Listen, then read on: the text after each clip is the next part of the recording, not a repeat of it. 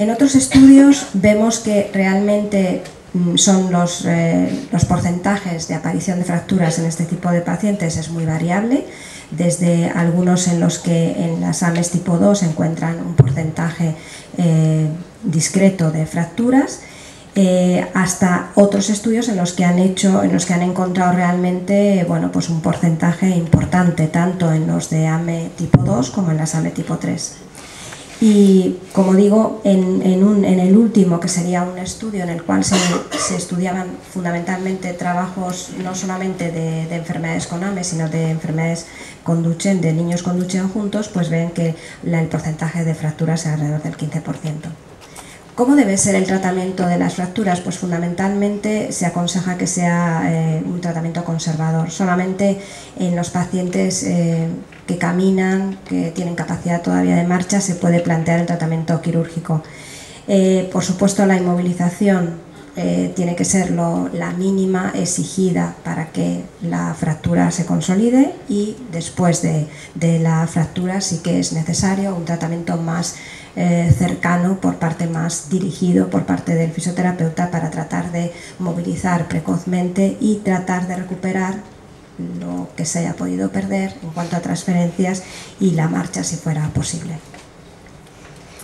Otro tema importante es la escoliosis. La escoliosis sabe que es una palabra que lo que nos está diciendo, lo que nos está traduciendo es una desviación de la columna vertebral que resulta en una curva que puede tener característicamente una forma de S, es decir, una doble curva, o una C, una curva muy amplia.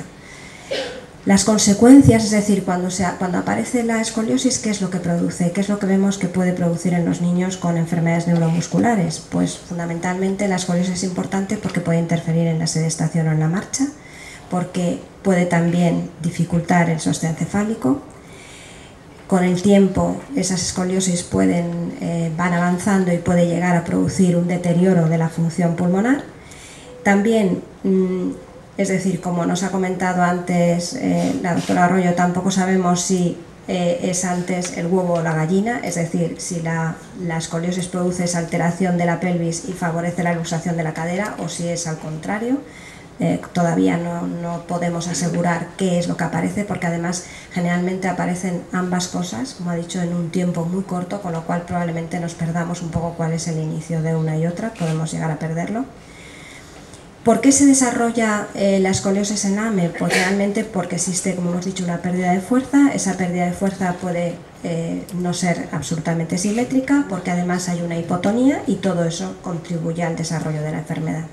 Por supuesto, son muy variables en cuanto a gravedad y a la edad de inicio, dependiendo de cada uno de los tipos de AME, y lo que es básico y lo que es nuestra misión es que en todas las revisiones que el niño realiza por el médico rehabilitador, una de las partes importantes es precisamente la valoración de la columna, para tratar de realizar una detección precoz y un seguimiento.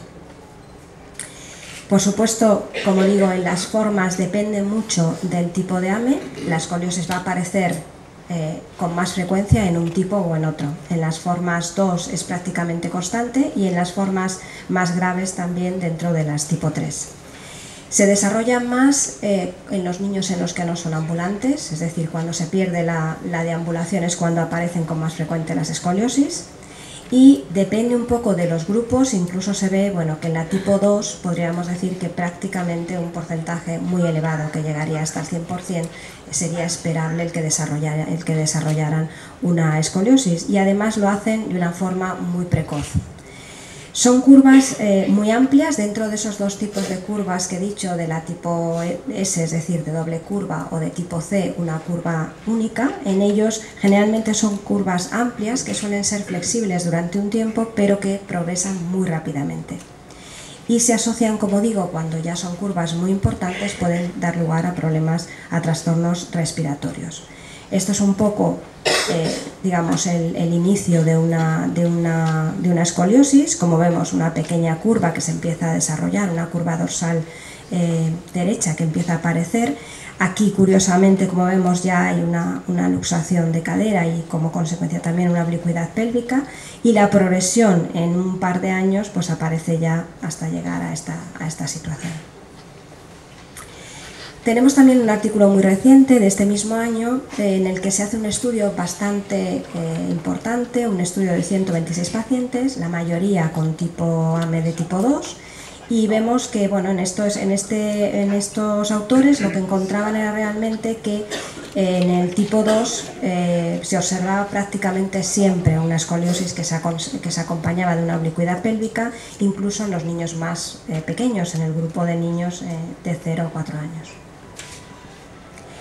En este estudio se subraya la necesidad de hacer, como digo, un seguimiento muy importante desde la edad muy temprana de la columna, tanto de la columna como también, por supuesto, acompañando de la oblicuidad pélvica y también de los parámetros respiratorios.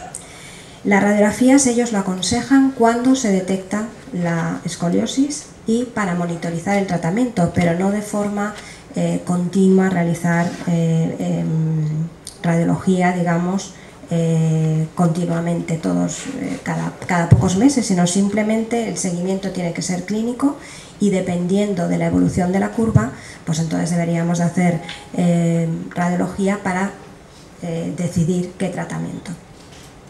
El tratamiento desde el inicio es conservador,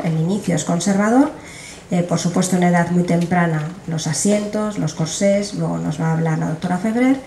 Y por supuesto el tratamiento importante es el tratamiento quirúrgico que tienen que tener estos niños, que dependerá de la progresión de la curva, de la función respiratoria y de la maduración ósea. Va a ser diferente en los tipo 2, el tratamiento va a ser una cirugía preventiva en muchos casos para permitir ese tratamiento pulmonar con distractores, o bien ya una cirugía también con barras de crecimiento que se debe hacer también de forma precoz alrededor de los 6 años. Y que la desventaja que tiene, por supuesto, es que necesita una elongación cada 6 meses y esperar a tener ya una fusión definitiva más adelante. En los tipo 3 la cirugía se plantea más en los niños entre los 12 y los 15 años, siempre y cuando tengamos unas curvas mayores de 30 grados, con cifosis y también que la capacidad pulmonar total sea menor de 2 litros. Y existe más controversia sobre qué hacer cuando las curvas de estos niños no sobrepasan los 30 grados. Las complicaciones, por supuesto, la cirugía de la escoliosis, quiero recordar que es una cirugía comprometida que puede traer lógicamente complicaciones, pero que las complicaciones desde luego se minimizan siempre con un equipo multidisciplinar, y que es muy importante los cuidados que debemos de dar desde el punto de vista de la rehabilitación, tanto en el preoperatorio como también en el posoperatorio inmediato. En el preoperatorio, sobre todo, el entrenamiento, la enseñanza del manejo de las espirometrías y de los sistemas de asistencia a la tos, y luego en el posoperatorio inmediatamente iniciar una movilización precoz y, sobre todo, una parte muy importante es reevaluar los sistemas de sedestación y de posicionamiento después de la cirugía. Y estos son un poco los mensajes para recordar: el que la osteoporosis en la AME tiene un origen multifactorial, que las fracturas se producen sobre todo en los pacientes que han perdido la capacidad de marcha y se relacionan fundamentalmente con caídas, aunque en algunos casos también con traumatismos menores o incluso al hacer la fisioterapia. El tratamiento de las fracturas generalmente suele ser conservador. La escoliosis es una complicación muy frecuente, sobre todo en los niños con AME tipo 2, y el seguimiento periódico clínico es fundamental para tratar de detectar cuanto antes, y que el tratamiento de las escoliosis generalmente es un tratamiento quirúrgico en estos casos. Muchas gracias.